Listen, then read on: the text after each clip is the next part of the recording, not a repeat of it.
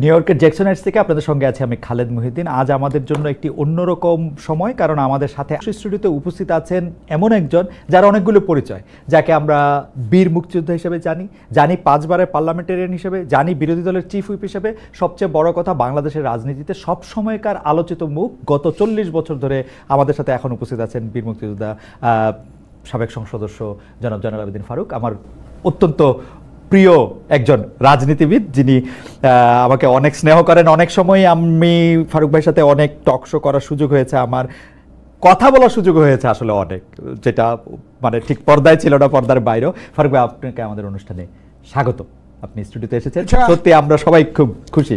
ঈদ বেশি দিন হয়নি, আমি চোখের চিকিৎসার জন্যই নিউ ইয়র্কে আসতে হয় প্রতি বছর একবার। এই সুযোগেই আজকে ঠিকানায়, যাকে আমি অত্যন্ত স্নেহ করি, প্রিয় ভাজন ব্যক্তি খালেদ মহিউদ্দিনের এই অনুষ্ঠানে উপস্থিত পেরে নিজকে আমি অত্যন্ত গর্বিত মনে করছি, এবং আশা করি যে আজকে বাংলাদেশে 10.5 মাসের সমসাময়িক বিষয় নিয়ে খালেদ মহিউদ্দিনকে যারা সারা বাংলাদেশে, সারা পৃথিবীতে যেখানে বাংলাদেশি বাংলা ভাষাভাষী আছেন, তারাই এই অনুষ্ঠানটি দেখার সুযোগ পাবেন। এবং অতীতেও ওনার কথাগুলো দেশের কথা, জনগণের কথা, মত নয়, দল নয়, সবার ঊর্ধ্বে থেকে আপনি যে কথাগুলো বলেন সেটাই মানুষ গ্রহণ করে বলে আমার বিশ্বাস। ফারুক ভাই, আপনাকে অনেক ধন্যবাদ। আমি আপনাকে মানে আপনার সাথে এতবার পর্দার সামনে পর্দার পেছনে এত কথা হয়েছে, আপনার কাছ থেকে কত কিছু যে আমরা শিখছি আমরা সাংবাদিকরা, কারণ পার্লামেন্টের বিভিন্ন প্রসিডিংস সম্পর্কে আপনার যে কোনো প্রশ্ন আমরা যে কোনো সময় আমরা করতে পারছি, কখনোই আমরা আনওয়েলকাম ফিল করি নাই, সেজন্য আপনাকে ধন্যবাদ জানাই। কিন্তু একটা অভিযোগ দিয়ে শুরু করি ফারুক ভাই, ইদানিং কি আপনি একটু মানে এটাকে কি বলে, একটু রকচটা মানুষ হয়ে যাচ্ছেন আগেকার দিনের হেড স্যারদের মতো? মানে আপনাকে ওই দিন আমি দেখলাম যে একটা অনুষ্ঠানে আপনি অনুষ্ঠানটা শেষ না করেই আপনি উঠে চলে আসতেছেন। এইটা আপনাকে তো আমরা কোনো সময় কোনো প্রশ্ন করে এরকম রেগে যেতে দেখি নাই, শিখছি আপনি যেভাবে জোর গলায় কথা বলেন সেভাবেই কথা বলছেন, কিন্তু এইটার মানে এটাকে একটা নতুন। আচ্ছা দেখুন, আপনার সাথে তো আমার ইন্ডিপেন্ডেন্ট টেলিভিশনে যে টক শো করার প্রথম অধ্যায় থেকে শুরু, অনেক কথাই হয়, অনেক মত পার্থক্য থাকতে পারে উপস্থাপক। আমার চোখে, আমার দৃষ্টিতে অনেক উপস্থাপক আমার এই রাজনৈতিক অঙ্গনে যখনই ইলেকট্রনিক মিডিয়া টেলিভিশন শুরু হয় তখনই এই আমাকে টক শোতে অংশগ্রহণ করা আমার সৌভাগ্য হয়। আমার গুণে না, আমি যেহেতু এমন একটি রাজনৈতিক দলের সাথে সম্পৃক্ত যে দলের আদর্শ বিশ্বাস করে আমি আপনাদের মাধ্যমে জনগণের কাছে আমার কথাগুলো পৌঁছে দিতে পারি। কিন্তু ওই দিন ঈদের আগের দিন আমি ওই দিন আমার স্ত্রীও ক্যান্সারে আক্রান্ত, এমরাম এবং সম্মিলিত পরিষদ, যেহেতু আমরা সম্মিলিত পরিষদের পক্ষে কাজ করেছি, তো মনটা ভালো ছিল না, তবুও আমি ইন্ডিপেন্ডেন্ট টেলিভিশন আমার অত্যন্ত একটা প্রিয় ভাজন। বিশেষ করে আপনি থাকতে যে এই টেলিভিশনটার উপর আমার একটা আস্থা, ভরসা। কিন্তু ওই ভদ্রলোক উপস্থাপক সব ভালো কথাই শুরু করে শেষ করতে এমন একটি প্রশ্ন করলেন, আমার কথাগুলো না শুনে আমাকে উঠে কেন আসতে হলো এই বিষয়টা না বলে পরবর্তীতে জানিয়েছি যে এই বিষয়গুলো আপনি দেখবেন, কিন্তু পরবর্তীতে আবার দেখলাম ফেসবুকে ওনারা ছেড়েছে। বৈষ্ণবটা ছিল জুলাই বিপ্লব, জুলাই অগাস্ট বিপ্লবের কথা বলতে নাকি বিএনপি খেপে যায়। আমি কথাটা উত্তর না দিতে আমি বললাম যে আপনি তো খুঁচিয়ে খুঁচিয়ে যে কথাগুলো বের করার চেষ্টা করেন, কিন্তু আমি আপনি যেটা বলেছেন, আমি সত্যি একটা রকচাটা মানুষ, আমি সত্যের পক্ষে রকচাটা, অন্যায়ের বিরুদ্ধে রকচাটা। সেখানে আমি মনে করি আমি অন্যায় কিছু করি না। আমার কথাগুলো যদি উনি বলতো তাহলে আপনি ক্লিয়ার হতেন, আমাকে এই প্রশ্নটা করতেন না। ওকে, আচ্ছা, জুলাই অগস্ট বিপ্লব নিয়ে আমরা, জুলাই অগস্ট বিপ্লব নিলে বিএনপি কি বলে বা বিএনপি কি অবস্থান নেয় সেগুলি নিয়ে আমরা আসলে জানতে চাবো। আমরা ফারুক ভাইকে যখন আজকে পেয়েছি যে আমরা প্রশ্নের জায়গা থেকে শুরু করি, শুরুতে আমি এই কথা বলে রাখলাম যে ফারুক ভাই নির্ভয়ে প্রশ্ন করবো কিনা আগের মতো। আচ্ছা, তাহলে প্রথম যে বিষয়টা আমি আসলে কথা বলতে চাই সেই বিষয়টা হচ্ছে যে আমরা তো একটা নতুন দিনের আশা সবসময় করি। 15 বছরের একটা ফেসিস শাসন থেকে আমরা মুক্তি পাওয়ার পরে আমরা একটা নতুন দিনের আশা করি, সেই ক্ষেত্রে সব কিছুতে আমাদের একটু স্বচ্ছতা আনা দরকার। আপনি কি আমাদের একটু বলবেন, দর্শকদের মধ্যে অনেকেই এটা জানতে চান যে বিএনপির মতো একটা বড় রাজনৈতিক দলে কি অর্থনৈতিক স্বচ্ছতা আছে? বিএনপি আসলে কিভাবে চলে, তাদের টাকাটা কিভাবে আসে, তাদের পার্টির এটা কিভাবে ফান্ডটা কিভাবে করা? আমি 5 বার পরপরই পার্লামেন্টে যাওয়ার সৌভাগ্য হয়েছে। আমার নিজের কোনো গুণ আছে বলে আমি মনে করি না। যে প্রশ্নগুলো আপনি করবেন আমি চেষ্টা করবো সকালবেলা সঠিক উত্তর দিতে। কোনো কিছু এটার পেছনে মানে এমন কিছু থাকুক যেটা আমি বলবো না, এমন যে আমি পছন্দ করি না। বাংলাদেশ জাতীয়তাবাদী দলের অসংখ্য কর্মী, নেতা, সমর্থক এবং পদ পদবি প্রায় 600-র উপরে, প্রত্যেকে একটা নির্ধারিত ফি আছে। ধরেন আমি advisor to the chairperson with the rank and vice chairman 500 টাকা, ভাইস চেয়ারম্যানদের 500 টাকা, স্ট্যান্ডিং কমিটি মেম্বারদের মনে হয় 500 বা হতে পারে, আবার সদস্যদের একটা এই ধারাবাহিকতা অনেক একটা ইনকাম আমাদের আছে, এক্সপেন্ডিচার আছে, হিতাকাঙ্ক্ষী তো অবশ্যই আছে। তো সেখানে আমরা বেতন নিব বা আমার দলের নেতা কোনো বেতন নিবে এটা আমি বিশ্বাস করি, আমার চোখে পড়ে না, আমি দেখিও নাই। তাহলে দল চালায় কেমনে, এই বিষয়টা তো দল কেমনে চলে, তাহলে এই প্রসঙ্গ যখন আসবে নিশ্চয়ই এই 10.5 মাসে যে কটা নতুন রাজনৈতিক দলের আবির্ভাব হয়েছে, তাদের 5 স্টার হোটেলে যাবে ইফতার পার্টি, আমরা পুরানো রাজনৈতিক দল হিসাবে আমরা করি লেডিস ক্লাবে, কেউ কেউ করে 5 স্টার হোটেলে, তা করতে আসে। এই প্রশ্ন উত্থাপন করতে গেলে এই মুহূর্তে একটা বিভেদ সৃষ্টি হবে বলে আমি মনে করি। তা আমি মনে করি আমার দল স্বচ্ছভাবেই আয় ব্যয়ের যে হিসাবটা দেয় তাতে প্রমাণিত আমরা কি করে আমাদের নতুন যেসব রাজনৈতিক দল আসছে তাদের কাছ থেকে কোথায় তাদের টাকা কোথায় পাওয়া যাচ্ছে, এটা নিয়েই কিন্তু আসলে প্রশ্ন হচ্ছে যে পুরনো রাজনৈতিক দলগুলিকে আমরা সেই প্রশ্ন আসলে করতেছি কিনা, বড় রাজনৈতিক দলগুলিকে সেগুলো আমি করতেছি কিনা। আমি এই প্রসঙ্গে আর যেহেতু এগুলির ক্ষেত্রে আপনাদের একটা দলের শীর্ষ পর্যায়ের নেতৃবৃন্দের একটা সিদ্ধান্ত নেওয়ার আছে, যেমন নতুন রাজনৈতিক দলের মধ্যে কেউ কেউ, আমি এনসিপির কথা বলতে পারি যে তারা বলছে তাদের সমস্ত আয় ব্যয়ের হিসাব তারা ওয়েবসাইটে দিয়ে দিবে। আপনিও কি মনে করেন যে এরকম একটা সমস্ত স্বচ্ছ রাজনৈতিক দল এটা করা উচিত? ওকে, তাহলে জনগণের কাছে প্রশ্নটা আপনার মতো একজন উপস্থাপক যে প্রশ্নটা আজকে আমাকে করলে এটা করতো না, নিশ্চয়ই এটা করার পিছনে কোনো যুক্তি নিশ্চয়ই ছিল, হয়তো কোনো বদনাম ছিল। এই বদনামের আওতা থেকে মুক্তি হইতে হলে তো এগুলা ওয়েবসাইটে দেওয়া আয় ব্যয়ের হিসাবটা প্রতি বছরে দিতে হয়। বিশেষ করে সামনে নির্বাচন আসলেই বড় রাজনৈতিক দলগুলির পক্ষে বিপক্ষে একটা মনোনয়ন বাণিজ্যের কথা খুব জোরে সোরে উঠে, যে আপনাদের মতো যারা করছেন আস্তে আস্তে আরো মানে আমরা দুজনে আরো ঘনত্ব আরো কাছে আসলেই করতে পারতেন, কিন্তু এখন আগে করে ফেলছেন উত্তরটা সরাসরি। এই বাণিজ্যের কথাটা আসলো কোত্থেকে? আসলো আওয়ামী লীগ থেকে। 2014 সালে যদি এরশাদ হাসপাতালে ঘুমিয়ে থেকে অসুস্থ থেকে নির্বাচন অংশ না করতেন, হাসিনা যদি বাংলাদেশের বৃহত্তম রাজনৈতিক দলকে বাইরে রেখে আপনি তো সবই জানেন নির্বাচনটা না করতো, তখন বিএনপি ছাড়া যে নির্বাচনটা হলো, এই বাণিজ্যটা এই ব্যবসাটা আবিষ্কার তখনই হয়েছে, এই কথাটা তখনই আবিষ্কার হয়েছে। অবশ্য আমার দল সামনের দিকে কি করবে না করবে সময় আসতে দেন, করলে এই প্রশ্নটা করে।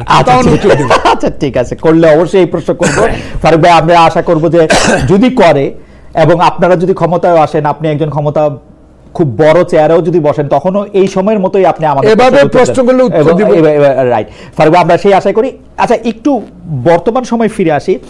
একটা খবর আজকে আমি দেখলাম যে বেগম খালেদা জিয়ার নির্দেশনায় প্রধান উপদেষ্টার বিষয়ে বিএনপির একটা স্থান বদল হয়েছে।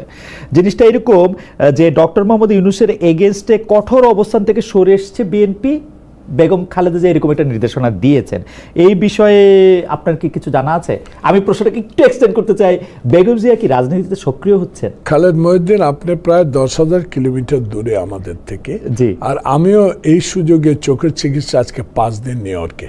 অতএব আপনার মতো একজন প্রিয় উপস্থাপকের সামনে আমি জানি, আমাকে এই অনুষ্ঠানে আসার আগে অনেকেই বলেছে খালেদ মহিউদ্দিন খুব সাবধান।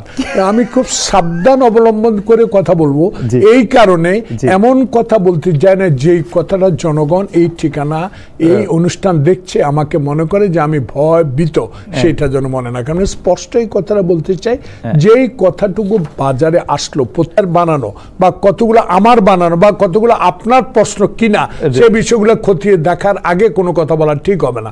কারণ আজকে আপনার এই দেশে আপনার মাধ্যমে শুনতে পেলাম যে আমাদের অন্তর্বর্তীকালীন সরকার প্রধান প্রফেসর মোহাম্মদ ইউনূস লন্ডনে গিয়েছেন, সেখানে নাকি আপনার একটা অ্যাডও আমি দেখলাম, সেখানে প্রধান উপদেষ্টার সাথে আমাদের ভারপ্রাপ্ত চেয়ারম্যান তারেক রহমানের একটা সৌজন্য সাক্ষাৎ হতে পারে। তখন আসলে এই প্রশ্নের উত্তর আমি দেব। আচ্ছা ঠিক আছে, আমি শুধু তাহলে আমি প্রশ্নটাকে একটু রিফ্রেশ করি অন্য একটা জায়গায়। বেগম জিয়াকে সাধারণত আমরা মরহুম প্রেসিডেন্ট জিয়াউর রহমানের মৃত্যুবার্ষিকীতে কথা বলতে দেখতাম না। উনি যখন প্রধানমন্ত্রীও ছিল, আমরা সাংবাদিক হিসেবে দেখতে চেষ্টা করতাম যে উনি কি বলেন। উনি অনুষ্ঠানটাতে যেতেন, চুপচাপ বসে থাকতেন, অন্যরা আপনারা কথা বলতেন এবং তারপরে উনি শুনে চলে আসতেন। এবার কিন্তু আমরা দেখেছি যে জিয়াউর রহমান সাহেবের মৃত্যুবার্ষিকীতে তিনি কথা বলেছেন। আপনার কাছে কি মনে হয় যে বেগম জিয়া তো অনেক দিন শারীরিকভাবে অসুস্থ ছিলেন, তাকে আসলে জেলে রাখা হয়েছিল, অনেকে বলেছেন যে মানসিক বা শারীরিকভাবে তিনি আসলে আর আগের মতো সেই সুস্থ অবস্থায় নাই, কিন্তু আপনি কি মনে করেন তিনি কি আসলে রাজনীতিতে সক্রিয় হতে যাচ্ছেন বা সক্রিয় হবেন? কি মনে হয়, যদিও এই সিদ্ধান্ত তিনি নেন নাই, মানে আপনার কি মনে হয় যদি আপনি? খালেদ মহিউদ্দিন বিচক্ষণ উপস্থাপক, আপনার সামনে কথা বলতে আমার খুব হুঁশিয়ার করে বলতে হবে, এই জন্য বলতে হবে আমি একজন রাজনৈতিক কর্মী, আমি একজন মুক্তিযোদ্ধা, আমি একজন গণতন্ত্র সংগ্রামে একজন রাস্তার সৈনিক, আন্দোলনের সৈনিক, যেটা আপনার মাধ্যমে আমার অনেক কিছু শিখতে হয়েছে। আপনি আমার বয়সে ছোট হতে পারেন, কিন্তু অভিজ্ঞতা আমার চেয়ে কম না। যে প্রশ্নটা আপনি করেছেন, বেগম খালেদা জিয়াকে অসুস্থ করে তুলেছে এমন এক ব্যক্তি, যে ব্যক্তি এখন হিন্দুস্তানে পলাতক, ইন্ডিয়ায় পলাতক। সে কারণে আমি মনে করি বেগম খালেদা জিয়া যদি সুস্থতা থাকতো, রাজনীতি থেকে বিদায় নিত কি নিত না, সেটা ওনার ব্যক্তিগত, পারিবারিক এবং দলীয় সিদ্ধান্ত। উনি রিটায়ার হয়ে গেল, আমরা ওনাকে রিটায়ার করতে দিতাম কিনা সে বিষয়টা আমাদের জনগণের কর্মীর উপর নির্ভর করতো। কিন্তু এই সময়ে যখন উনি 5 বছর কারাগারে থাকার পর একটি মানে এটার কি বলবো, এটা মানে অনৈতিক মামলা, যেটার সাথে প্রমাণিত হয় নাই, সেই মামলাও তাকে সাজা খাটতে হয়েছে এবং তার পরিবার থেকে, দল থেকে, বিশ্বের অনেক নেতাও তার চিকিৎসার জন্য এই সরকারের কাছে আবেদন করে ব্যর্থ হয়েছেন। আল্লাহর রহমত এখন উনি চিকিৎসা নিয়ে কিছুটা সুস্থ। তাহলে সুস্থতা নিয়ে দল ঠিক করবে যে উনি থাকবেন কি থাকবেন না, মতামত কিন্তু দলের উপরে উনি ছেড়ে দেবেন। অতএব এইবার উনি কথা বলেছেন, এমন এক মুহূর্তে কথা বলেছেন যে মুহূর্তটা ছিল জুলাই অগাস্ট বিপ্লবের পরে যে সরকার এখানে এখন বসে আছে 10.5 মাস, তাদের বিরুদ্ধে 23টি দল বলেছে ডিসেম্বরের মধ্যে একটা নির্বাচন দেওয়ার আবেদন করেছে, সংস্কারের পক্ষে আছে। এমন সংস্কারে হাত দেবেন না যে সংস্কার বিলম্বিত হলে দেশের ক্ষতি হতে পারে, নির্বাচনের ক্ষতি হতে পারে, একটি সুষ্ঠু নির্বাচনে অংশগ্রহণের বিলম্বিত হতে পারে। সেই কারণে বেগম খালেদা জিয়া হয়তোবা মনে করেছেন এই মুহূর্তে আমার কিছু কথা বলার দরকার, সে কারণে কথা বলেছে। আমি লন্ডনে যে বৈঠকটির কথা আপনি বললেন সেটির প্রসঙ্গে আমরা একটু আসি। আমরা কিন্তু দেখেছিলাম যে ডক্টর মোহাম্মদ ইউনূস বিদেশ সফরে গিয়ে, সম্ভবত জাপানে গিয়ে, তিনি বললেন যে একটি মাত্র দল চায় যে বিএনপি, মানে একটি মাত্র দল চায় যে ডিসেম্বর ইলেকশন হোক। আমি অবশ্য উনাকে বেনিফিট অফ ডাউট দিতে চাই, কারণ আমি এটা উনাকে এটা বলতে শুনি নাই। ইংরেজিটা পড়ে আমার কাছে মনে হয়েছে যে একটি মাত্র না, উনি একটি দলের কথা বলতে গিয়ে একটা আর্টিকেল ব্যবহার করছেন, একটি মাত্র না, এটা হলো আমার ফিলিং। পরে তো দেখা গেল উনার সাথে যখন রাজনৈতিক দলগুলি বৈঠক করতেছেন, তখন আপনি যে 23টির কথা বললেন, তারা আসলে ডিসেম্বরের ইলেকশনের কথা বলেছেন। যারা ডিসেম্বর ইলেকশনের কথা বলেনও নাই, তারাও একটা যৌক্তিক সময় ইলেকশনের কথা বলছেন এবং একটা রোডম্যাপ চেয়েছেন। যাই হোক, তিনি একটা রোডম্যাপ দিয়েছেন, সেটা এপ্রিলে। কিন্তু দেখা যাচ্ছে যে তিনি তার লন্ডন সফরে গিয়ে বিএনপির ভারপ্রাপ্ত চেয়ারপারসনের সঙ্গে তার একটা বৈঠক হওয়ার কথা আছে। এবং আমার কাছে এইটা একটা অসাধারণ ঘটনা যে বাংলাদেশের একটা সরকার প্রধান গিয়ে একটা দলের প্রধানের সাথে বিদেশের মাটিতে একটা বৈঠক করতেছেন, এবং সেই বৈঠকটা টার্নিং পয়েন্ট বলতেছেন বিএনপির মহাসচিব। আপনি কি মনে করেন যে এটা একটা টার্নিং পয়েন্ট হবে? এক দল ডিসেম্বর, এপ্রিল, সেখান থেকে মাঝামাঝি কোনো একটা জায়গায় আসবে, বা আপনি কি মনে করেন এই বৈঠকটা কিরকম হচ্ছে? মানে সরকার প্রধান একটা দলের প্রধানের সাথে বৈঠক করতেছেন দেশের বাইরে গিয়ে, আপনার কাছে কেমন লাগছে? মানে বাংলাদেশের রাজনীতিতে আপনি একজন কালের সাক্ষী, আপনি আপনাকে দাসও আমি দেখেছি, আপনাকে ইন্ডিপেন্ডেন্টও দেখেছি, আপনাকে সাংবাদিকতার জগতেও আমি দেখেছি। সে কারণে এই প্রশ্নের উত্তর এইভাবে আমি দিতে চাই। উনি লন্ডনে গিয়েছেন, প্রধানমন্ত্রীর সাথে সাক্ষাৎ করবেন, অফিসিয়ালের সাথে সাক্ষাৎ হবে, তা আমাদের নেতাও সেখানে আছে। এখন অনুভূতিটা তো ওনার পক্ষ থেকে। উনি যদি মনে করেন যে তারেক রহমান একটা বৃহত্তম রাজনীতি দলের ভারপ্রাপ্ত চেয়ারম্যান, দীর্ঘ 16.5 বছর দেশের বাইরে গণতান্ত্রিক পারেন, এই অভিলাষটা তো ওনার থেকে। আমরা তো তারেক রহমানের পক্ষ থেকে, আমার মহাসচিব মহোদয় বলেন, আমাদের দপ্তরে যে নিয়োজিত আছেন মুখপাত্র অ্যাডভোকেট রিজভী, আমাদের পক্ষ থেকে তো চিঠি দিয়ে প্রধান উপদেষ্টার কাছে জানাই নেই যে আমরা তারেক রহমান আপনার সাথে সাক্ষাৎ চায়। এবং প্রধান উপদেষ্টার মধ্যে নিজের গুণে নিজেই অভিলাষ প্রকাশ করেছেন যে আমি যদি লন্ডনে যাই তাহলে আমি তারেক সাহেবের সাথে সাক্ষাৎ করতে পারি। মানে এটা কতটুকু এখনো আমি নিশ্চিত না, কিন্তু আপনার অ্যাডও আমি দেখেছি যে আপনিও আমাকে প্রশ্নটা করবেন আগেই মানুষ বলা হচ্ছে যে লন্ডনে যাচ্ছেন অন্তর্বর্তীকালীন সরকার প্রধান, আর সেখানে আছেন বৃহত্তম রাজনৈতিক দলের প্রধান ভারপ্রাপ্ত চেয়ারম্যান তারেক রহমান, একটা সৌজন্য সাক্ষাৎ দিতে পারে। তাই আমার প্রশ্ন উল্টো আপনার কাছে, আগে দুইজনের আলোচনাটা হোক, দুইজনে কি কথাবার্তা বলেন, নিশ্চয় প্রেসে আসবে, তখন সময় পেলে আবার বসবো ঠিকানার এই স্থানে, তখন উত্তর দিব। ওকে ওকে ঠিক আছে। মানে অনেকগুলি প্রশ্ন কিন্তু ভবিষ্যতের জন্য জমা হয়ে থাকলো ফারুক ভাই, কিন্তু আমি একটা দিকে আপনার একটু দৃষ্টি আকর্ষণ করতে চাই। এইটা একটু জুলাই আন্দোলন, আগস্টে আওয়ামী লীগ সরকারের পতনের সবচেয়ে বড়, আমি দেখি যে সবচেয়ে বড় সুবিধা যে পেয়েছে সেই দলটি হচ্ছে বিএনপি। 15 বছর আন্দোলন, দমন পীড়ন, নানা ধরনের সব জায়গায় গেছে। এখন এই মুহূর্তে আপনারা ক্যাবিনেটে নাই, কিন্তু বাকি সব জায়গায় আছেন, আপনারা মামলা মুক্ত হয়েছেন। যেটা যে সময় পারেননি সেই ডিবির বিপ্লব বা হারুনের বিরুদ্ধে আপনি মামলাও করেছেন মানিক মিয়া এভিনিউতে নির্যাতিত হওয়ার ঘটনায়। আপনাদের নেতাকর্মীরা হারানো ব্যবসা বাণিজ্যও কিন্তু ফিরে পেয়েছেন। মাঠঘাট বিএনপির উপর দিয়ে কথা বলার এখন কেউ নেই। এত সুবিধা পাওয়ার পরও কেউ কেউ যে আপনাদেরকে বলে যে জুলাইয়ের যে স্পিরিট বা জুলাইয়ের ঘটনাটা যারা ঘটাইলো সেই ছাত্রদের প্রতি আপনারা এক ধরনের আক্রোশ দেখাচ্ছেন, তাদেরকে একটু হতশ্রদ্ধা করছেন, কিছুটা সময় বাদ দিতে চাচ্ছেন, কিছুটা সময় ভাসিয়ে দিতে চাচ্ছেন, কি করে সেটা নাই বললাম। তো এইটা কেন, কি মনে হয় মানে ফারুক ভাই? কেন উত্তর আমি দিব, যেহেতু উপস্থাপক প্রশ্ন করেছেন, উত্তর না দিলে আমারও মনে দুঃখ থেকে যাবে।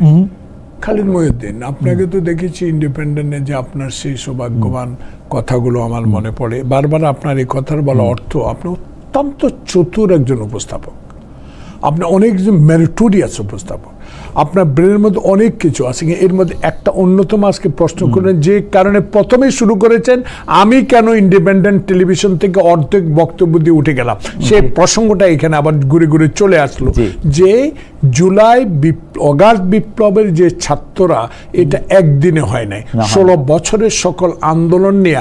তাহলে 71-এর কথা কি ভুলে যাব? 52-এর ভাষা আন্দোলন ভুলে যাব? 69-এর গণ আন্দোলন ভুলে যাব?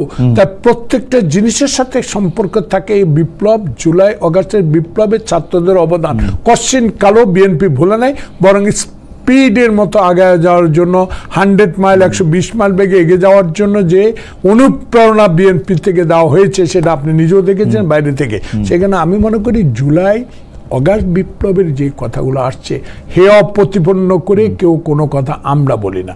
আপনি দেখুন এই বাচ্চারা যখন দল করে, বাচ্চা আমি বলবো না, তারা অবশ্যই এখন 18-এর উপরে, তো সে কারণে তারা মন্ত্রণাও দায়িত্ব পালন করেছেন অনেকে, সে কারণে তারা এখন ইয়াং হলেও তারা কিন্তু আমরা দল করার পরে আমাদের দল থেকে অভিবাদন জানানো হয়েছে আন্তরিকতার সহিত, তারা যেন দেশবাসীর কাজ করতে পারে, তরুণ সমাজে এগিয়ে নেবে বাংলাদেশ, এটাই তারেক রহমান সমর্থন করেছিল। কিন্তু আমি খালেদ মহিউদ্দিন, আপনি আমার বয়সে আমার তামান্না আমার বড় মেয়ের সমান, একই। তো সেখানে আপনাকে আমি জিজ্ঞেস করব, খালিদ মহিউদ্দিন কেমন আছেন? আসসালামু আলাইকুম।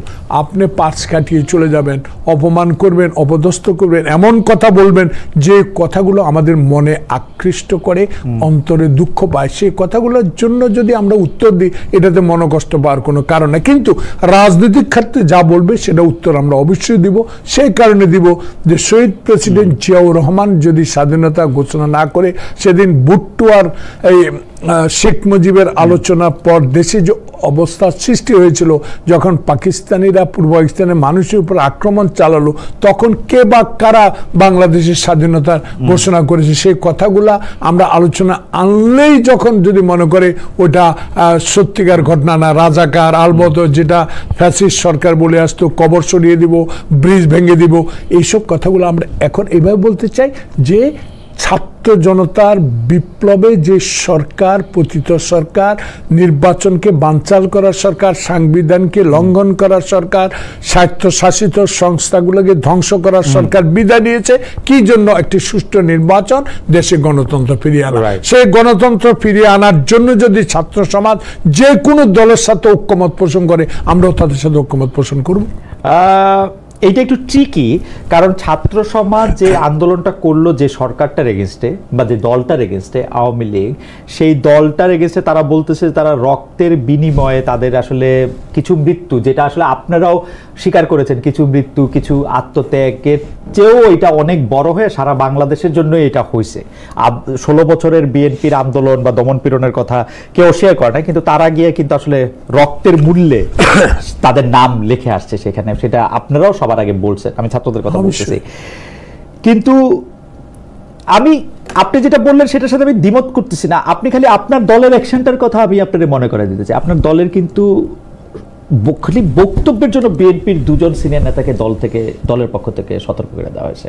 আপনি জানেন যে এইটা বলা হয়েছে অসংলগ্ন বক্তব্যের দায়, এবং সেই অসংলগ্ন বক্তব্য যে দেওয়া হইতেছে এর কখনো এটা টার্গেট হচ্ছে এনসিপি, কখনো এটা টার্গেট হচ্ছে সরকার।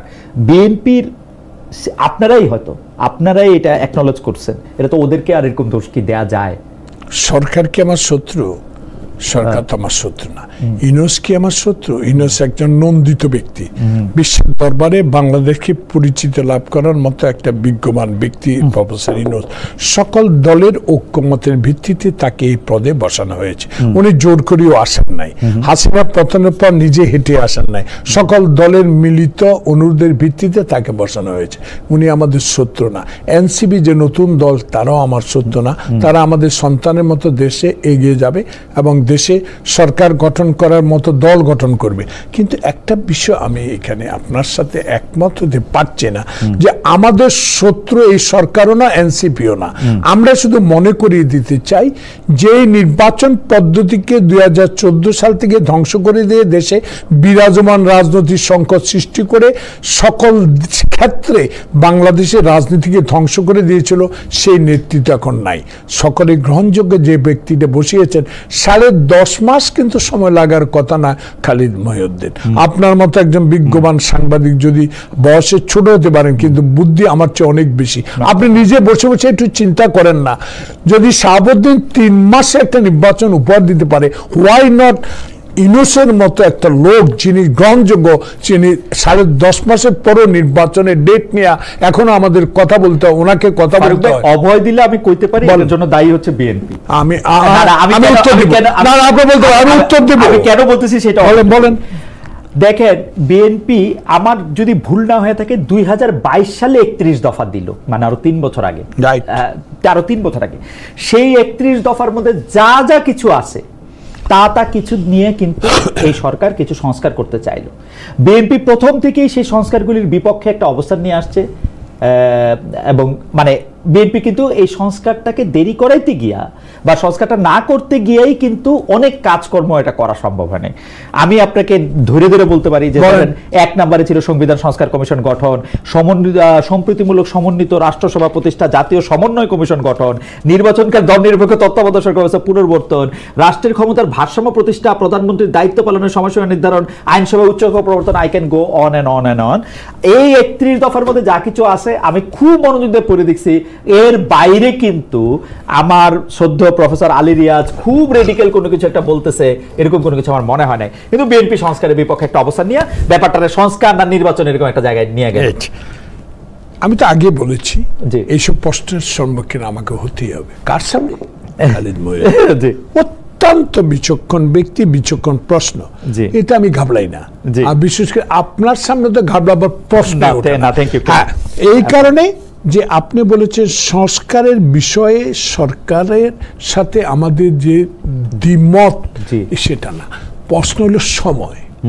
31 দফা 22 এখনো আছে, তাহলে 31 দফার মধ্যে নির্বাচন মুখী যে সংস্কারটা আমার প্রয়োজন, সেই সংস্কারের মধ্যে দিয়ে বাংলাদেশে আন্দোলনরত সকল রাজনৈতিক দলের ঐক্যমত একটাই, যে আপনার দেরি না করে সংস্কার, শুধু নির্বাচন বা সাংবিধানিক কিছু সংস্কার করে পুরো 31 দফা তো আমি সরকারে যদি গঠন করতে পারি আমি করব। আপনারা এত সময় লঙ্ঘন করে, সময় নষ্ট না করে এত পুরা নতুন নতুন কমিশন, নতুন নতুন সংস্কার নিয়ে নির্বাচন বিলম্বিত হচ্ছে বলে জনগণ মনে করে বিধায় বিএনপি নির্বাচনের তারিখটা চায়। আপনি ফারুক ভাই, আপনার কাছ থেকে তো আমি অনেক কিছু শিখি।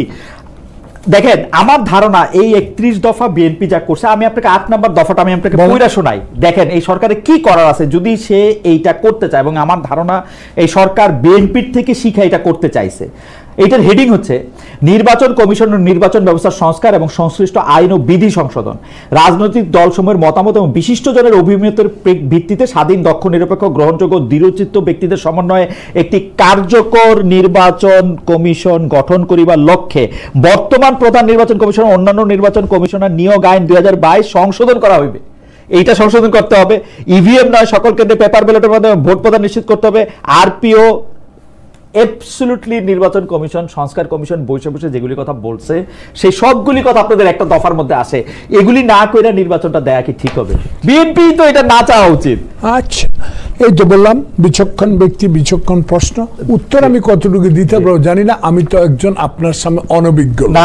আর এই যে বিষয়টা আপনি উল্লেখ করে বললেন, প্রত্যেকটা লাইন আমি সমর্থন করলাম, কিন্তু কারো টাকা মাফ করে দেওয়ার জন্য না, কাউকে ক্ষমতা বসিয়ে দেওয়ার জন্য না, কাউকে দিয়ে একটা নতুন রাজনৈতিক দল গঠন করার জন্য না, কাউকে আবার ক্ষমতায় বসিয়ে দেওয়ার জন্য একটা নতুন রাজনৈতিক দলকে সমর্থন করার জন্য না।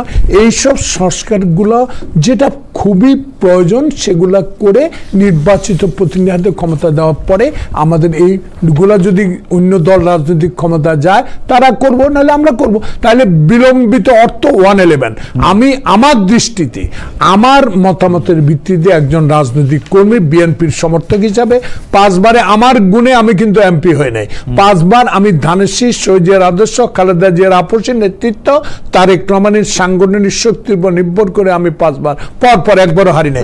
তাই খালিদ মাহমুদ, আমার প্রশ্ন, এই লম্বা সংস্কার দিতে গিয়ে অনেক সময় প্রয়োজন হয়ে যাবে। দেখবেন যে আমরা ডিসেম্বরে চাইছি, 2026 ডিসেম্বর হলো না। মনে না আপনারা যদি প্রথম থেকে সহযোগিতা করতে তাহলে এতদিন এগুলি হয়ে যেত। সহযোগিতা 100 বার করেছি, কোনোদিনও আমরা বলি না আপনাকে অসহযোগিতা করি। কারণ আপনাকে বলি, আপনি তো দেশের বাইরে থাকার পরও প্রতি মুহূর্তে আমার চেয়ে বেশি বাংলাদেশের রাজনীতি নিয়ে আপনি খবর রাখেন। দেখেন খালিদ মাহমুদ সাহেব যখন প্রফেসর ইউনূসের মতো বৃদ্ধ মানুষ, শিক্ষিত মানুষ, উচ্চ শিক্ষার মানুষ, যিনি বাংলাদেশকে কিছু দিতে পারবেন, উনি যখন বলেন আপনাদের সকল রাজনৈতিক দলকে একই সাথে দেখলে আমার সাহস বেড়ে যায়, এই সাহস বাড়াবার সুযোগটা করে দিয়েছে কে? 16 বছর ধরে জেল, জুলুম, হাঁটু পানি, কবরস্থানে ঘুমিয়ে, কোর্টের বারান্দায় না খেয়ে হাজিরা দিয়ে যে আন্দোলন সংগ্রামে আমরা ছাত্রকে সমর্থন দিয়েছি, তারা আজকে বিপ্লব সংগঠিত করেছে। এই ব্যক্তিটির কাছে যদি সংস্কারের নামে বিলম্বিত হয়ে জনগণের কাছে হেয় প্রতিপন্ন হন, তাহলে খারাপ শুধু ওনার লাগবে না, আমাদেরও লাগবে।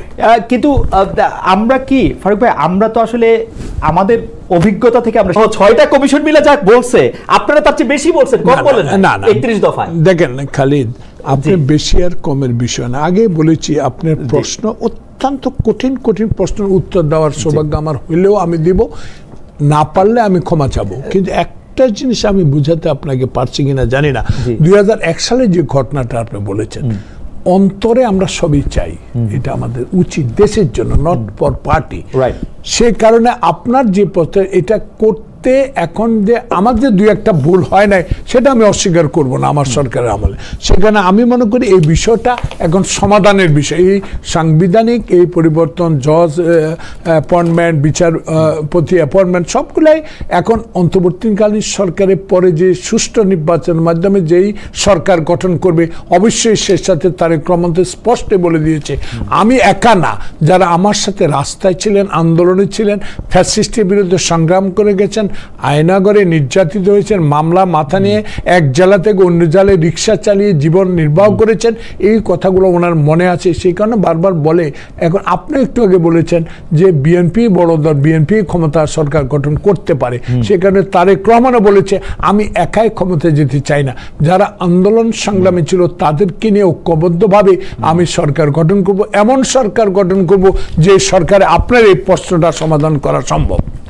খুবই ভালো কথা বলছেন কি ফারুক ভাই, কিন্তু এই কথাগুলি অনেকটা শেখ হাসিনার মতো। শেখ হাসিনাও কিন্তু এরকম বলতেন, আমি বলি যে ক্ষমতায় উনি থাকবেন কিন্তু সবাইকে নিয়ে করবেন। তো মানে আপনি আসল চেয়ারটায় বসলেন, সবাই নিয়ে করলেন, এইটা তো যাই হোক, এটা আপনি নিশ্চয়ই আপনার মতো করে বলবেন। আমাদের অনেক প্রশ্ন। না আমি হাসিনার উত্তরটা দিব, এই কারণে দিব, হাসিনার সাথে খালেদ মহিউদ্দিন, আপনাকে তো আগে বলেছি, আপনি তো ঢাকা এখন না বিশ্বের সবচেয়ে বড় গণতান্ত্রিক দেশে এসে টক শো করছেন, কথা বলার সাহস পাচ্ছেন।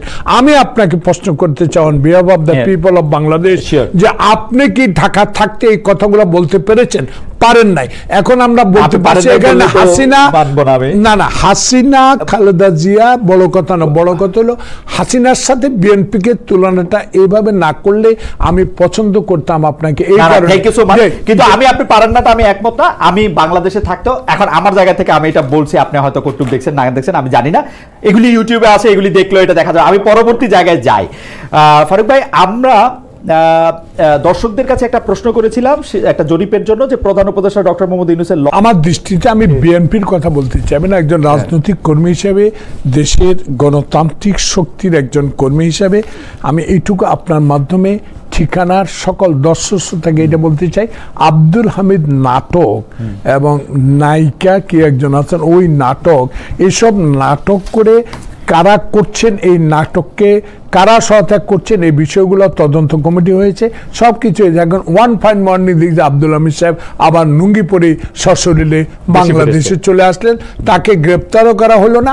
স্বরাষ্ট্রমন্ত্রী বলেছেন তার বিরুদ্ধে কোনো ওয়ারেন্ট নাই, এখন সেই জন্য তাকে গ্রেপ্তার করা হয় না। এটা একটা বিরাট নাটক মঞ্চস্থ হয়েছে বলে আমি মনে করি। এনসিপি কি কারণে রংপুরে আমাদের কি নাম এরশাদ সাহেবের ভাই জিএম কাদের সাহেব আমার অত্যন্ত কাছের লোক, আমরা অত্যন্ত ঘনিষ্ঠভাবে বিভিন্ন দেশে আমরা গণতান্ত্রিক পার্লামেন্টগুলোতে গিয়েছিলাম। আমি ওনাকে মনে করি যে ওনার বাড়ি আক্রমণ হলো না হলো এবং কেন করলো, কেন মিছিল করলো, আবার আর্মির একজন ভালো অফিসার যায় দুজনকে মিলাই দিল, আবার এখানে আওয়ামী লীগ নিষিদ্ধ, অনেকগুলো প্রশ্ন আপনি করেছেন। আওয়ামী লীগের নিষিদ্ধের বিষয়ে আমাদের উপর একটা ব্লেম কেউ কেউ আমি পত্রপত্রিকায় দেখেছি যে আমরা নাকি আওয়ামী লীগ নিষিদ্ধ চাই না, আমরা বলেছি গণতান্ত্রিক উপায়ে আইনগত সব বিবেচনা করে আওয়ামী লীগকে নিষিদ্ধ করা হোক। কিন্তু আব্দুল হামিদের প্রশ্নে মিছিল করে এই আওয়ামী লীগকে নিষিদ্ধ করা হলো, কিন্তু গভর্নমেন্ট কি করলো? আব্দুল হামিদের মতো একটা লোক, এটা খালেদ মহিউদ্দিন বা জয়নুল আবদিন ফারুক না যে একটা কোনো ফাঁক ফোকর দিয়ে আমি চলে গেলাম প্লেনে উঠে গেলাম, কি করে? তাহলে গভর্নমেন্ট জানে, তাহলে গভর্নমেন্ট এই নাটক মঞ্চস্থ করে এনসিপি দিয়ে আওয়ামী লীগ নিষিদ্ধ করানো, এটা তাদের বিষয়, আমাদের কোনো বিষয় না। ডক্টর মোহাম্মদ ইউনূসের অজান্তে এটা সম্ভব না, এটা হচ্ছে আমি যতটুক মানে বর্তমান খালেদ মহিউদ্দিন না বিমানবন্দর দেখেন, আমি কালকে আসতে যখন ইমিগ্রেশন আমি পার করি তখন আমার 10 বার আমার পাসপোর্ট দেখেছে, কি কারণে যাচ্ছেন জিজ্ঞেস করছে, আমি তো ব্যাহত হইনি। না, বাংলাদেশের জন্য সাবেক রাষ্ট্রপতির পক্ষে এটা অসম্ভব। কিন্তু আমাদের প্রশ্ন এই জায়গার মধ্যে থেকে, ফারুক ভাই আপনি শুধু এইটাই কি খালি শুনছেন যে বিএনপি আওয়ামী লীগ নিষিদ্ধ চায় না? আমি কিন্তু এইটা পর্যন্ত শুনছি বিএনপি নাকি আওয়ামী লীগের টাকাগুলির জন্য বসে আছে, বিএনপি নাকি আওয়ামী লীগ লুটপাট করে যে টাকাগুলি নিয়ে গেছে সেই টাকাগুলি এখন পাবে বলে আওয়ামী লীগের সাথে একটা বন্ধুত্ব করছে। বিএনপি নাকি আওয়ামী লীগের যেসব লোকগুলি পালায়ে গেছে তাদেরকে পালাইতে সহায়তা করছে এবং টাকা নিছে, এবং রাজনৈতিকভাবে অন্যদের মোকাবেলা করার জন্য আওয়ামী লীগের সাথে বন্ধুত্ব ভালো মনে করছে। আমি এটাও শুনছি। শাবাশ খালেদ মহিউদ্দিন, বাংলাদেশে অর্থের লোভী দল বিএনপি নয় আমার দৃষ্টিতে, ওকে, জনগণের দৃষ্টিতে। তাহলে একই নির্বাচনের সময় 2001 সালে একটা নতুন মহিলা এরশাদ বিরোধী আন্দোলন করে জনপ্রিয়তা অর্জন করে একই নির্বাচনে 5টা এলাকা থেকে নির্বাচনে প্রতিষ্ঠা করে 5টা আসনে জয়লাভ হওয়া সেই নেত্রীর দল টাকার লোভী, আর 16 বছর ধরে হাসিনার লুট করার টাকা আমরা নিব, আমরা গ্রহণ করব, এইগুলো আমি অন্তত আপনার মাধ্যমে জোর গলা বলতে পারি। আমি তো না, আমার দলের কোনো লোকও টাকার লোভী না। এই টাকার কথা মনে করে দিতে যায় যারা 1971 সালে বাংলাদেশের স্বাধীনতাকে যারা গ্রহণ করতে পারেন নাই, তারা বলেছেন ক্ষমা করে দিব। কারা ক্ষমা করবে সেটা তাদের বিষয়, কিন্তু তারা নির্বাচন চায় সংসদটা পরে, আগে চায় তারা স্থানীয় সরকার নির্বাচন সময় নিয়ে চায়। কিন্তু তারা কি এই দলে তাদেরকে ভিড়াবার চেষ্টা করছে না আমরা করছে? আমি এটা জনগণের উপর ছেড়ে দিলাম। এবং আপনি খালেদ মহিউদ্দিন ইনশাল্লাহ আরো 60 বছর আল্লাহ আপনাকে বাঁচাক, আপনি দেখে যাবেন যে আমার এই কথা ঠিকানা লিখে রাখেন যে বাংলাদেশ জাতীয়তাবাদী অর্থের লোভে বিএনপি, কোন আওয়ামী লীগ যারা স্বৈরাচারের সাথে অর্থ এবং লুটপাট করে দেশের সাংবিধানিক প্রতিষ্ঠান ধ্বংস করেছে এমন লোকের সাথে কোনো আঘাত নাই, অর্থ তো দূরের কথা। আপনি প্রসঙ্গটা আনলেন বলে আমার জন্য সুবিধা হইল। আপনি গত কয়েক মাসে, আপনাকে যেহেতু আমি ফলো করি, খেয়াল করি, গত কয়েক মাসে জামাত ইসলামের ৭১ মুক্তিযুদ্ধ বিরোধী ভূমিকা প্রায় স্মরণ করে দিচ্ছেন আপনার বক্তব্যে, আপনাদের বক্তব্যে। কিন্তু ২০০১ সালে জামায়াতের নেতাদের আপনারাই মন্ত্রী হওয়ার সুযোগ করে দিয়েছিলেন এবং ১৯৯০ সালে এরশাদের বিরুদ্ধে যে গণ আন্দোলন, যেখানে আমরা মাঠে ছিলাম, সেইখানে ৩ দলীয় জোটের রূপরেখাই ছিল জাতীয় পার্টি বা জামায়াতকে কোনো দল বা জোটরা আসলে নিবে না, আপনারা পুনর্বাসিত করেছেন। এইটার কারণ কি? এটা আপনাদের কাছে আমি আরেকটু আপনার থেকে ১ সেকেন্ড ভুলে যাব না, ভুলে না, কারণ আমি আপনাকেই পড়তেছি। অন্যায় বলে চিৎকার দিয়ে এখনো বলা শুরু করে। শেখ হাসিনার গলায় আব্দুল হামিদের স্পিকারশিপে সবই শুনছি। ২০০৮ সালে পার্লামেন্টে যখন সিপিএমের দায়িত্ব পালন করেছি তখনও শুনেছি, এখনো শুনতে পাচ্ছি। আজকে এই ১১ তারিখ এই জুন মাসে বিশ্বের সবচেয়ে গণতান্ত্রিক দেশ, অর্থনৈতিক দেশে বসে খালেদ মহিউদ্দিনের এই ঠিকানায় দোতলায় বসে আমি বলতে চাই যে ২০০১ সালের দোষারোপ আমাদের উপর করা হচ্ছে। রাজনৈতিক বন্ধুদেরকে জোট করে আমরা ক্ষমতা আনি, তাদেরকে মন্ত্রিত্ব দিয়েছি। কিন্তু ১৯৯৬ সালে তার আগে তারা আঘাত করছিল। কার আগে এরশাদের সাথে বেঈমান হবে যারা নির্বাচনে অংশগ্রহণ করবে, তারা কারা ছিল, তাদের নিয়েও প্রশ্ন করলে আমি খুশি হতাম। সেখানে আমি মনে করি আমার ভূমিকা একটি, আমি হাফ প্যান্ট পরে খালি পেয়ে যুদ্ধ করে দেশ স্বাধীন করেছি।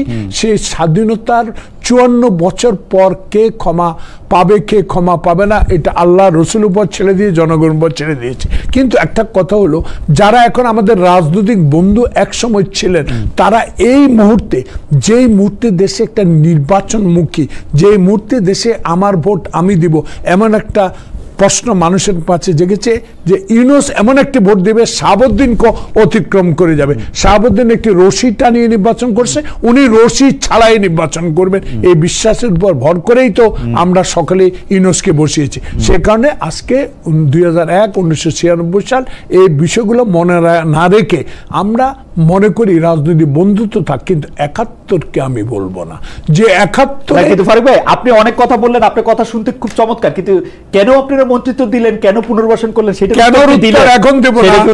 কেনর উত্তর আমার দল, ঊর্ধ্বতন কর্তৃপক্ষ, দলের স্ট্যান্ডিং কমিটি, দলের হাইকমান্ড নিশ্চয় এমন কিছু চিন্তা করছেন যে শহীদ প্রেসিডেন্ট জিয়াউর রহমানও তো এর পরে শেখ মুজিবের, আওয়ামী লীগের পরে, মোশতাকের পরে যে বাংলাদেশের সিপাহী বিপ্লবের মাধ্যমে ক্ষমতা এসে বহুদলীয় গণতন্ত্র দেওয়ার পরে উনি তো চেয়েছিলেন বিভাজটা বন্ধ করে বাংলাদেশে ঐক্যবদ্ধভাবে থেকে একটি বৃহত্তম মালয়েশিয়ার মতো সিঙ্গাপুরের মতো 10 গেলার স্বপ্ন সকলেরই থাকে, সকল দলেরই থাকে। সেখানে সব বিভেদ ভুলে গিয়ে হয়তো আমরা আন্তরিকের সাথে এগিয়ে যেতে চাই, কিন্তু আমার মধ্যে সেই ঘৃণাটা এখনো আছে। যারা ৭১ আমার দেশের বিরুদ্ধে লড়াই করেছে তাকে আমি ব্যক্তিগতভাবে গ্রহণ করতে পারি না। ওকে,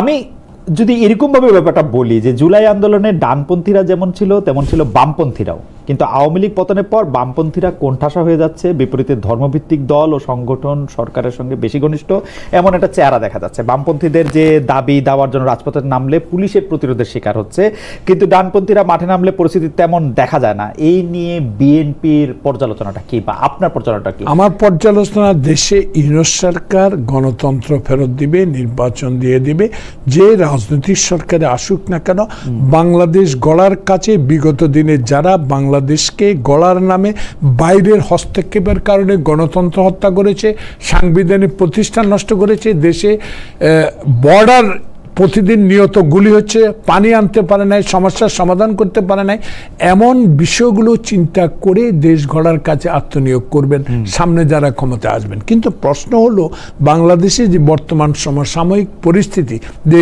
প্রেক্ষাপট, সেই প্রেক্ষাপটে ডক্টর ইউনূসকে যারা বসিয়েছি বা যারা বসিয়েছেন তারা এখনো তাদের সমর্থন প্রত্যাহার করে নেন নাই, এখনো নেন নাই। তাই আমি মনে করি ডক্টর ইউনূসের কাছে এখনো আমাদের ভরসা উনি একটি সুষ্ঠু নির্বাচনের মাধ্যমে অনতি বিলম্বে হস্তান্তর করবেন পাওয়ার। কিন্তু ফারুক ভাই, নির্বাচনের নাইলে নির্বাচন ডাকা হইলো, সেই নির্বাচনের মধ্যে এখন আমি যেটা দেখতে পাচ্ছি, আওয়ামী লীগ নিষিদ্ধ, জাতীয় পার্টিও আসলে দাঁড়াতে পারবে না, জামায়াত ইসলামের কটুক ভোট আসে সেটা আসলে সময় এটা নির্ধারণ করে দেবে। আমার বিবেচনায় বিএনপি একটা ব্রুট মেজরিটি পাবে এবং আওয়ামী লীগের মতো একটা সরকার হবে।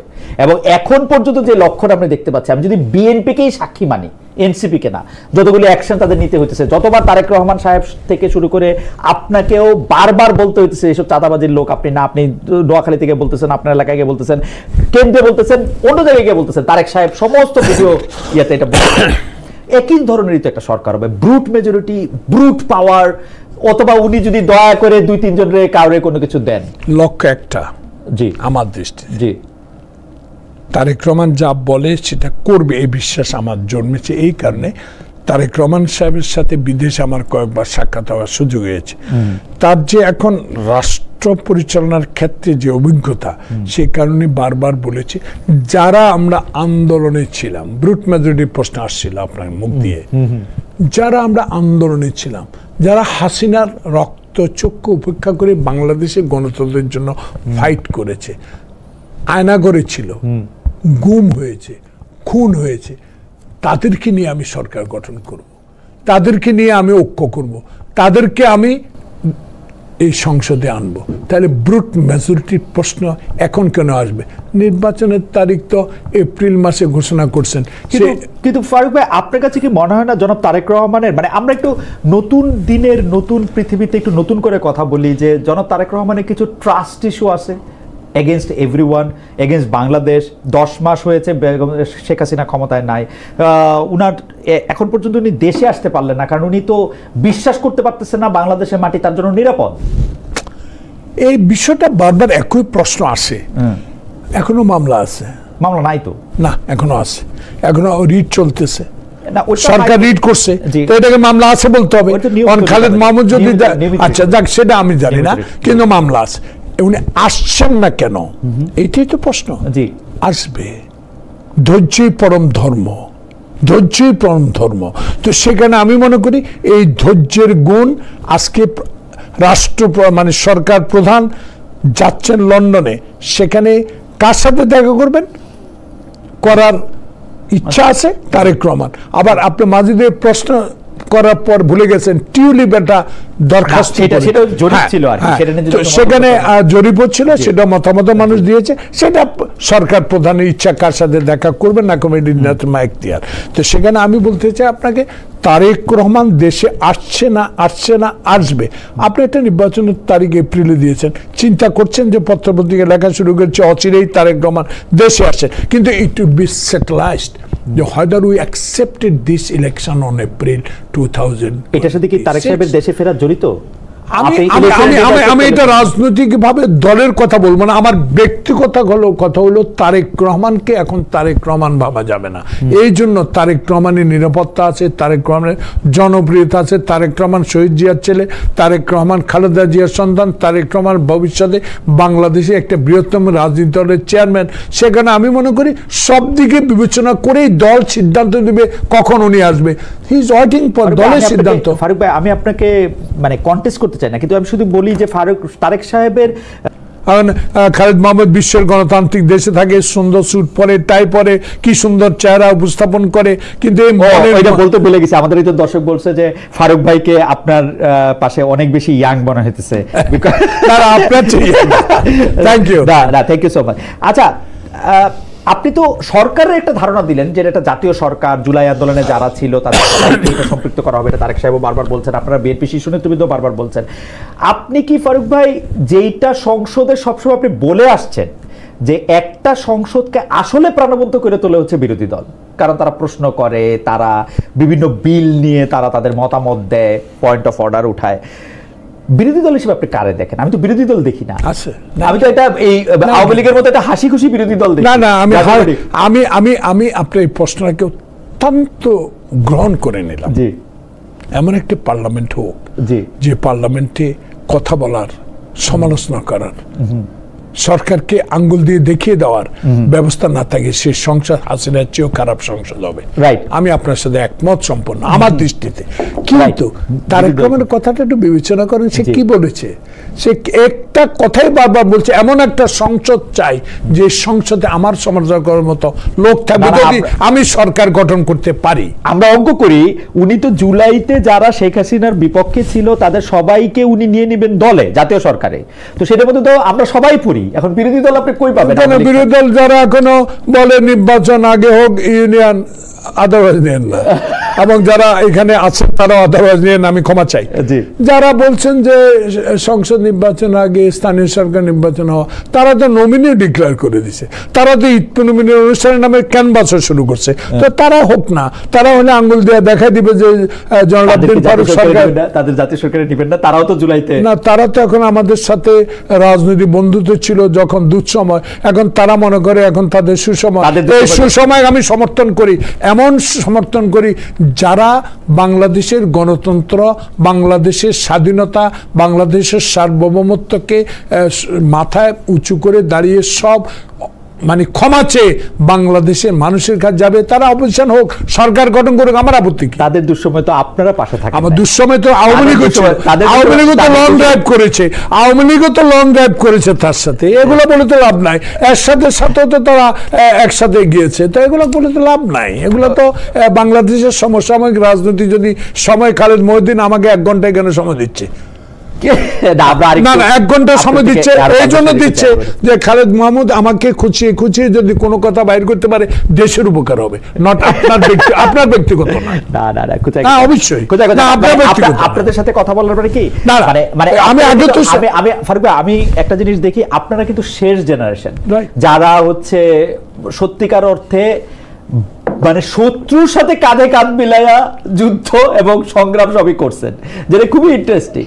মানে আপনি মানে এটা কিন্তু একটা ইন্টারেস্টিং। আমরা তো আপনাদের কাছে শিখছি শত্রুদেরও কিভাবে আসলে সম্মান দিয়ে কথা বলতে হয়। আপনার বিরোধী দলের চিফ হুইপ থাকা অবস্থা, আপনার সরকারি দলের চিফ হুইপের সাথে আপনার সম্পর্ক দেখছি, সরকারি দলের সংসদ মন্ত্রীদের যারা বসে তারা শোনেন।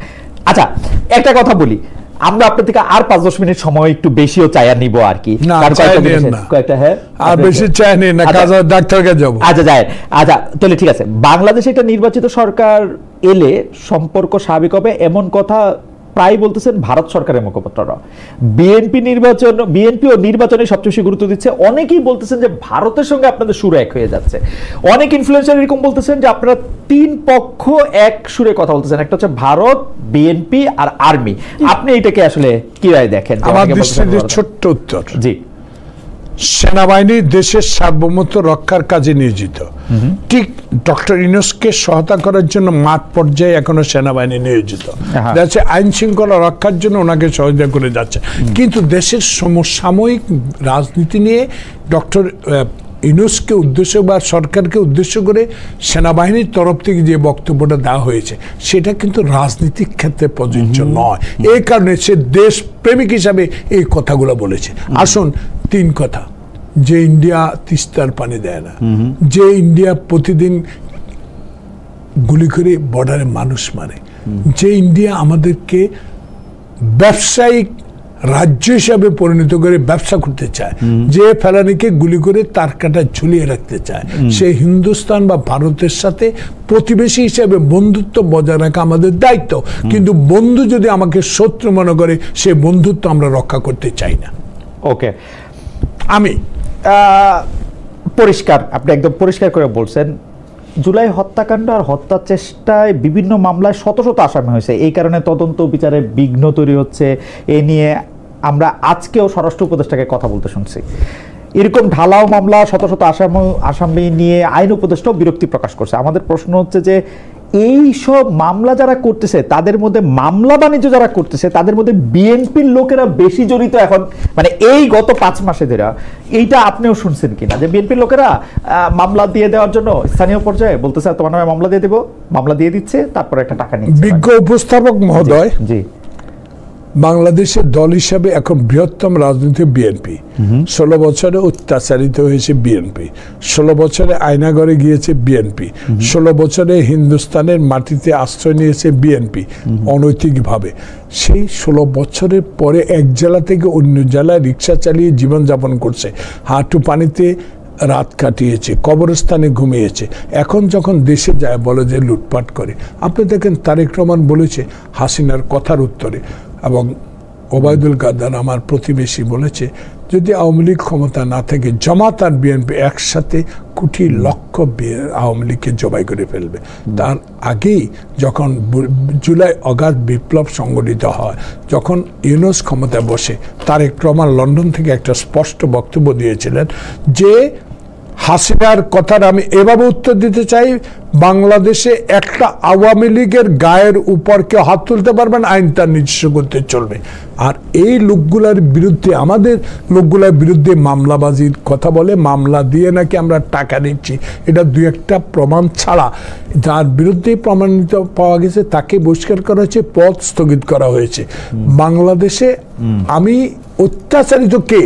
আমার দোকান লুট করছে, আমি যে ধমকায়া যদি বলি যে আমার দোকান লুট করছিস আমি হিসাব নিব, এইটাকে চাঁদাবাজি বলা হয় না। আমি মনে করি তার আক্ষেপ, আইন তো নিজের হাতে তুলে না নেই নাই, সে বলছে হয়তো ভাই বলার কারণেও তার বিরুদ্ধে আইনানুগ ব্যবস্থা নেওয়া হয়েছে। আপনি একটু আগে বলেছেন দলের 2 শীর্ষ নেতাকে নিয়েও যে দলীয়ভাবে চিঠি দেওয়া সতর্ক, তো এগুলো তো অন্যান্য রাজনৈতিক দল করে না। এই যে একজনকে লাথি মারলো, কালকে দেখলাম লাথির পরে তাকে নাকি জামাত ইসলাম থেকে, আমি নামটা উল্লেখে বললাম, বিদায় করে দিয়ে। সেখানে খালিদ মোহাম্মদ, আপনাকে আমি একটা যে স্পষ্ট বলতে চাই, রাজনৈতিক কর্মী হিসাবে ভুল ত্রুটি মানুষের থাকবে, আমার অনেক রাজনীতি ভুল আছে, সে ভুলের সংশোধন করাটাই মহত্বের লক্ষণ। তা বাংলাদেশ জাতীয়তাবাদী দল যেটা বলছেন ব্রুট মেজরিটি নিয়ে যদি সরকার গঠন করতে পারে, এই সকল বিষয়ে সুন্দর করে দেশ পরিচালনার জন্য যে পরিবেশের দরকার তারেক রহমানের কাছে সেই পরিবেশ আছে বলে আমি মনে করি। আমি শেষ প্রশ্ন করি, যেহেতু আপনার একটু মানে আপনার ডাক্তারের অ্যাপয়েন্টমেন্টও আছে, নাহলে আমরা আরেকটু বেশি সময় আপনার সঙ্গে থাকতে চাইতাম।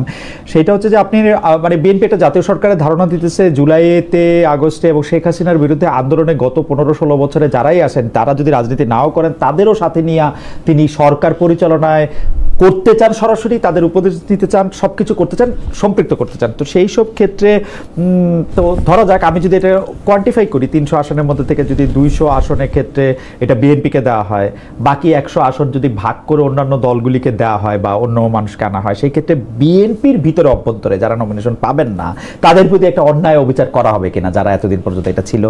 2, এই আলোচনা বা এই যে ডিলিংটা ডাকা, সেটা কি অলরেডি শুরু হয়েছে কিনা? কয়েকদিন আগে আমাদের এখানে আপনি জানেন যে এবি পার্টি, আমার বাংলাদেশ পার্টির যিনি প্রধান আছেন তিনি মঞ্জু ভাই এসে আমাদেরকে বলেছিলেন যে বিএনপি আসলে এনসিপির সাথেও একটা এরকম আলোচনা করেছিল, এনসিপি পরে আবার এটা শেয়ার করেছে আলাদা করে কথা বলে।